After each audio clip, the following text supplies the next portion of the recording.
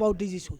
So I think this is a great change, which is so urban development is impacting rural India, which is just again I'm referring to Bihar.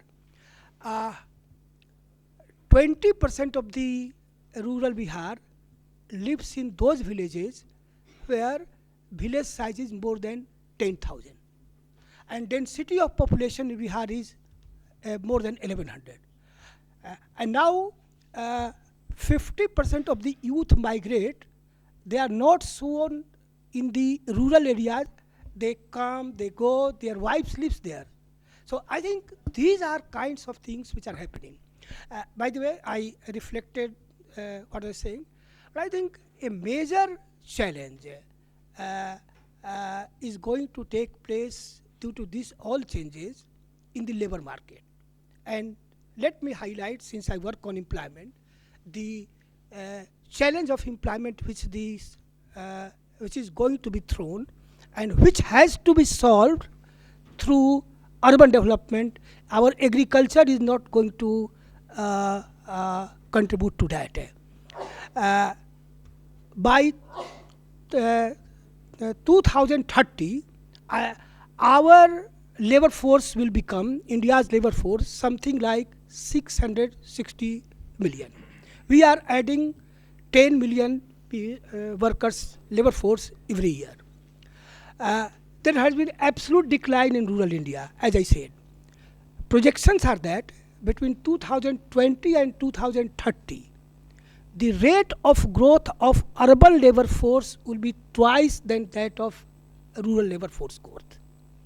By the way, I don't know, Amitabh, from where we have calculated that during 2004-5 and 2011-12, 70% of all service jobs in India were created in urban India, and 84% of all urban jobs were created in urban India.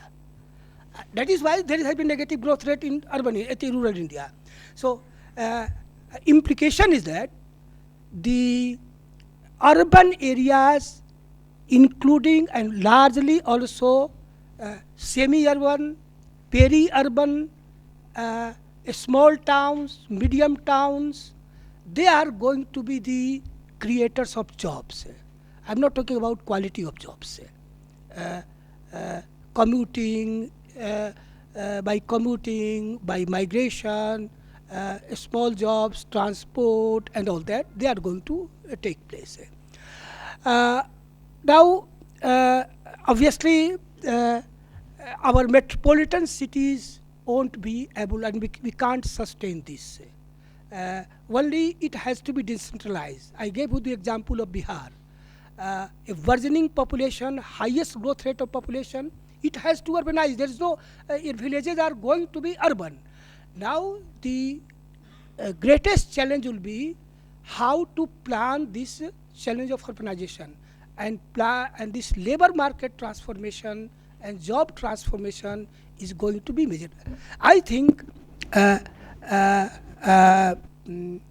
have a view that this current strategy of service sector led growth, due to which we had to face a stagnation in our growth regime, is not going to happen. India has to adopt at least during next 20 years a manufacturing led growth process. I don't have time to elaborate how it is important. Of course, manufacturing won't be same manufacturing which happened 20 years back. It is much more technology intensive and all that. And of course, this manufacturing led growth will also accelerate service sector growth. It will have large linkage and all that will happen. But all this challenge of urbanization, by the way, I would also like to just highlight that the challenge of employment that we are going to face, which can't be met through rural India and agriculture, also because the addition to labor force, the labor force that will be being thrown in future is very qualitative different. That is going to be educated. More women will come now that all our girls are in the school, all our boys are in the school, even half of them pass their secondary schools. They are not going to work in Narega, nor they are going to work in agriculture. So I think all these aspects, it means that our needs of in urban India and semi-urban India, need for education, need for healthcare, all these linkages and its linkage with job is extremely huge. And I emphasize that. By the way, when I talk about women, the workforce participation of women is highest among educated women. And since women are going to be educated more, so now we need to create more jobs which are suitable for women in future. I think these are the challenges which urban India has to do, and in which urban planner, government, and all people have to do. This is inevitable. This inevitable has to happen, and we have to get prepared for that. Thank you. Thank you, Ola. Excellent presentation. And now I invite Professor Mark. Thank you, sir.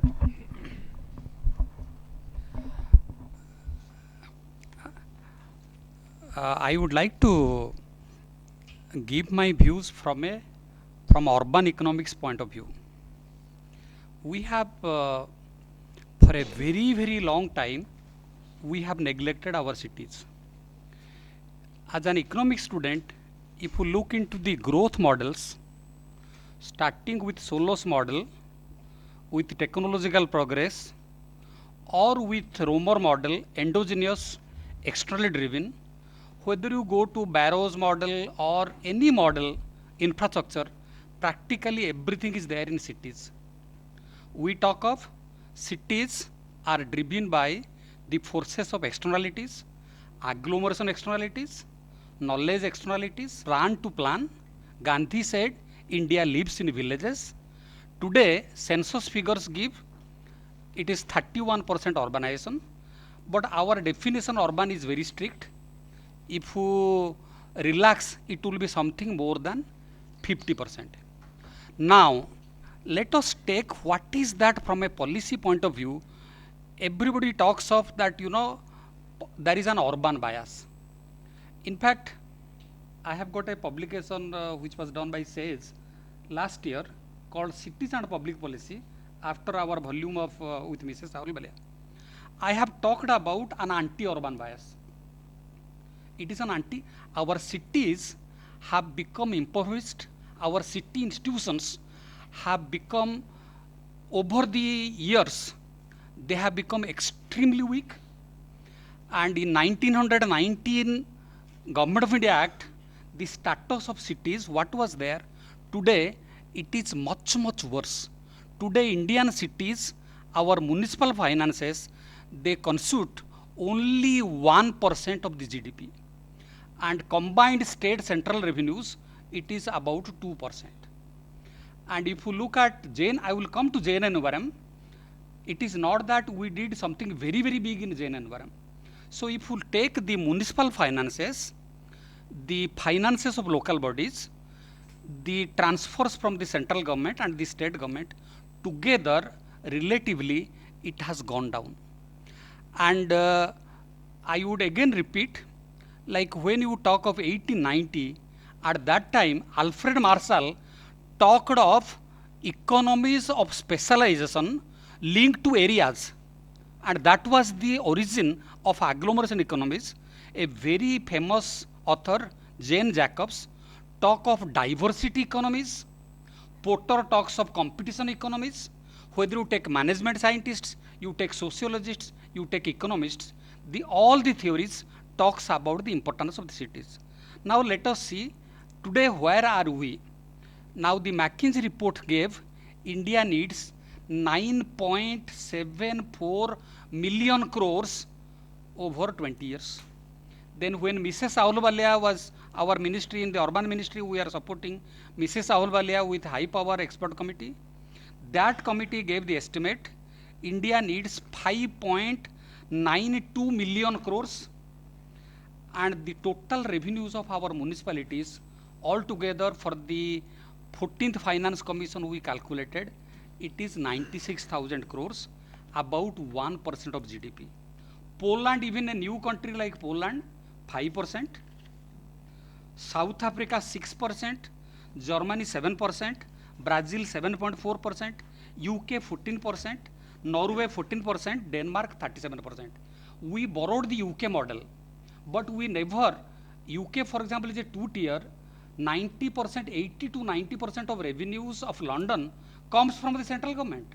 Here neither the central government gives, nor the state government gives, and cities have become, they are not only like, financially extremely weak, capacities have also dwindled over the years.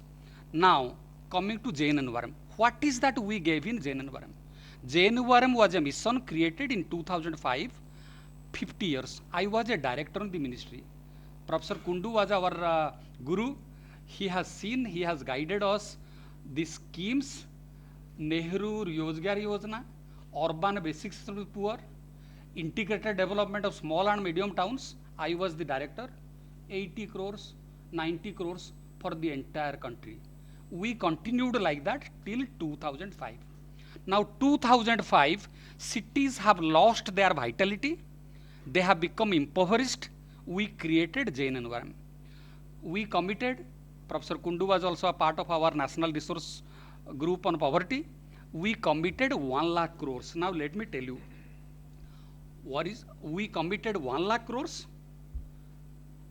then the government reduced, commitment came to 66,000 crores, budgetary allocation was 45,000 crores, amount released was 40,000 crores, 247 out of 539 projects of infrastructure, 450 in small and medium towns, they could be completed over a period of 11 years. So over 11 years, we have given 44,000 crores. That also our people, parliamentary committee report is there. Our cities could not spend because there is no capacity. And then, if you look at in this context, I personally feel, I teach urban economics in the University of Hyderabad. When I went to Boston in 87, 100 universities in US were teaching urban economics.